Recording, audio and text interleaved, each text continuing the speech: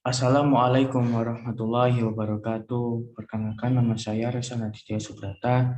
NIM saya 1022000048. Di sini saya akan menjelaskan artikel saya yang berjudul Konsep Teoritis tentang Perusahaan Pembiayaan, Bank, dan Asuransi.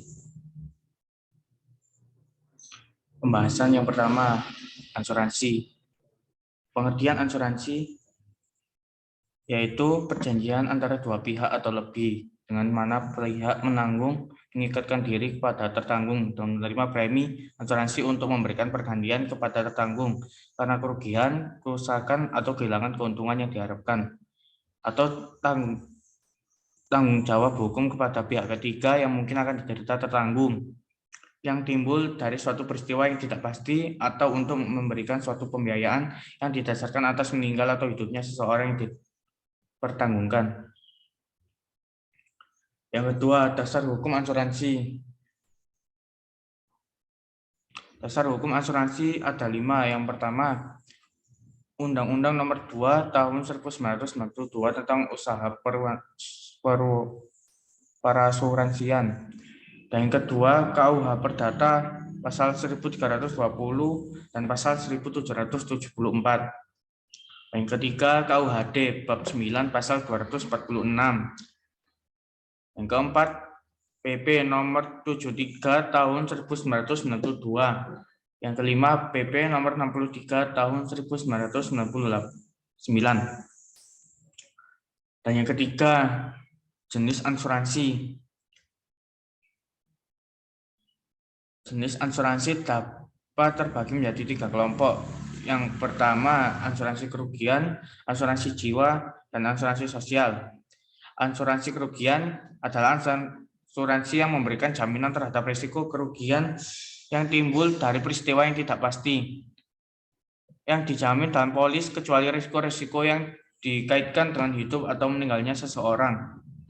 Yang kedua, asuransi jiwa adalah asuransi yang memberikan suatu jaminan pembayaran yang didasarkan atas meninggal atau hidupnya seseorang yang dipertanggungkan. Yang ketiga, asuransi sosial adalah asuransi yang berguna untuk memberikan jaminan perlindungan terhadap masyarakat luas. Yang keempat, hak dan kewajiban penanggung dan tertanggung. Hak dan kewajiban penanggung dan tertanggung mempunyai sifat sebagai berikut. Yang pertama, penanggung mengikatkan diri untuk menggantikan kerugian karena pihak tertanggung menderita kerugian yang diganti itu adalah seimbang dengan kerugian yang sungguh-sungguh diderita. Yang kedua,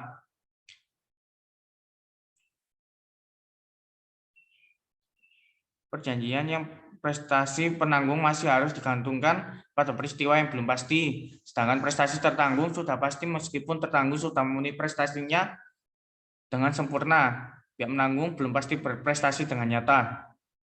Yang ketiga, perjanjian asuransi dilihat dari batasan sebagaimana diatur dalam pasal 246 Kitab Undang-Undang Hukum Dagang, meletakkan hak dan kewajiban kepada pihak tertanggung dan penanggung.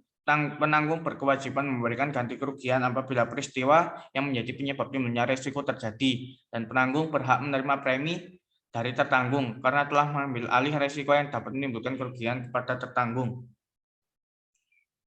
Yang kelima, prinsip-prinsip hukum asuransi. Prinsip hukum asuransi dapat diartikan menjadi 5 dasar. Yang pertama, kepentingan untuk diasuransikan atau insurable interest. Yang kedua, itikat baik atau almost good fight. Yang ketiga, hukum bilangan besar, law of large number. Yang keempat, prinsip ganti rugi, indemnity. Yang kelima, prinsip penggalian hak, subrogation.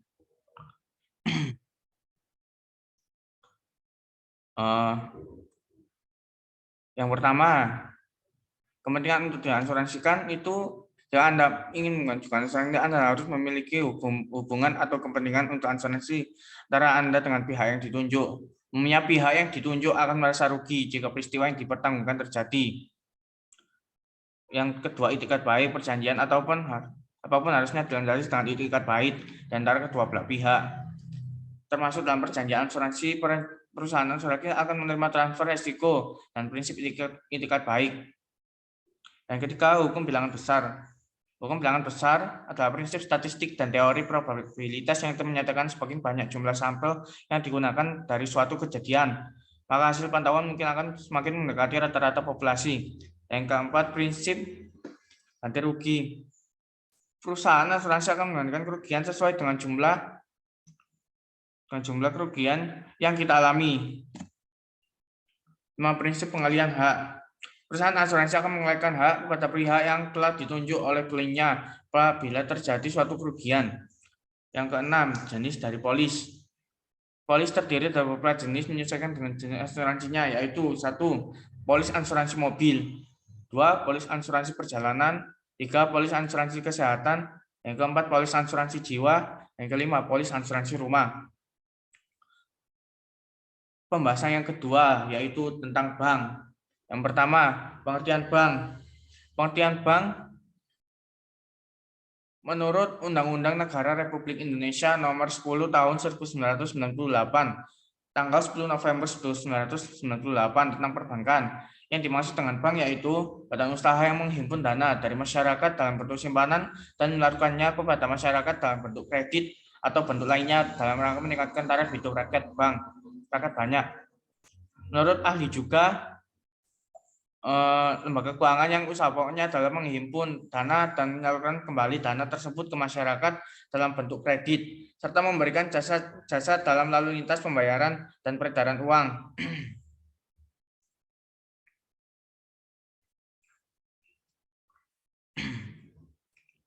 Yang kedua, pengaturan dan pengawasan bank. Pengaturan dan pengawasan bank ini sangat diperlukan bagi keamanan dan kesehatan lembaga keuangan, tak terkecuali bank syariah. Regulasi tidak akan memiliki peran yang cukup berarti tanpa disertai sistem monitoring yang tepat. Oleh karena itu, efektivitas pengawasan merupakan suatu keharusan. Agar pengawasan bisa berjalan secara efektif, maka tujuannya harus dinyatakan secara jelas dengan mekanisme yang tepat. Tujuannya adalah untuk memastikan bahwa sistem keuangan bisa berjalan secara aman dan sehat, sesuai dengan ajaran Islam dan bisa menyesuaikan dengan ketentuan internasional, serta mampu bersaing dalam tatanan domestik atau di pasar keuangan internasional. Yang ketiga, jenis dan fungsi bank. Jenis dari bank ada 4. Yang pertama, bank sentral, bank umum, bank perkreditan rakyat, dan bank syariah. Fungsi dari bank yaitu fungsi bank sebagai agent of trust. Fungsi bank sebagai agent of trust adalah suatu lembaga yang berlandaskan pada kepercayaan. Dasar utama kegiatan perbankan adalah kepercayaan, baik sebagai menghimpun dana maupun penyaluran dana. Yang kedua, fungsi bank sebagai agent of development. Fungsi bank sebagai agent of development ialah suatu lembaga yang memobilisasi dana guna pembangunan hukum ekonomi suatu negara. Kegiatan bank berupa penghimpun dan penyalur dana sangatlah diperlukan bagi lancarnya kegiatan perekonomian di sektor real.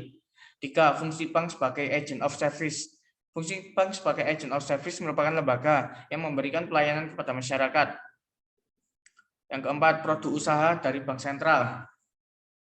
Produk usahanya yaitu yang pertama tabungan. Dan yang kedua giro, yang ketiga deposito, yang keempat yang pertama tabungan. Tabungan merupakan produk simpanan di bank yang berguna untuk menyimpan dana pemilik rekening. Dengan tabungan, kamu bisa melakukan penyimpanan uang maupun penarikan uang dengan mudah dan aman. Jika dulu sebelum ada bank, kebanyakan orang menyimpan uangnya di dalam rumah dan harus menghadapi resiko kehilangan karena adanya tindak kejahatan berupa perampokan ataupun pencurian. Dan yang kedua, giro. Giro adalah produk bank berupa simpanan dari nasabah, perorangan maupun badan usaha yang bisa ditarik melalui warket, cek, dan juga biliet giro. Yang ketiga, deposito. Deposito adalah produk simpanan dengan waktu penyerahan dan syarat tertentu. Dan yang keempat, tidak ada. Yang kelima, kebanksentralan atau tujuan. Dalam RUU tentang Bank Indonesia, tujuan Bank Indonesia diperkuat dengan tidak hanya mencapai dan memelihara stabilitas, harga, namun juga turut serta ikut mendorong terpeliharaannya stabilitas sistem keuangan. 6. Tugas pokok dan peranan Bank Indonesia. Tugas-tugasnya yang pertama, 1. Menetapkan dan melaksanakan kebijakan moneter. Yang kedua, mengatur dan menjaga kelancaran sistem pembayaran. Yang ketiga, mengatur dan mengawasi bank. Peranan Bank Indonesia. Peran Bank Indonesia digolongkan sebagai lembaga negara yang independen, bebas dari campur tangan pemerintah atau pihak lainnya, kecuali buat hal yang secara tegas diatur dalam undang-undang, sebagaimana dikutip dari Undang-Undang Nomor 13 Tahun 1968. Bank Sentral adalah lembaga negara yang bertugas membantu Presiden dalam melaksanakan kebijakan moneter. Di Indonesia, peran Bank Sentral diemban Bank Indonesia. Sebagai Bank Sentral, BI berperan mencapai dan memelihara kestabilan nilai rupiah, sebagaimana yang diamanatkan undang-undang. Peran ini yang juga menjadi tujuan Bank Indonesia. Sekian penjelasan artikel dari saya. Kurang lebihnya saya mohon maaf yang sebesar-besarnya. Wassalamualaikum warahmatullahi wabarakatuh.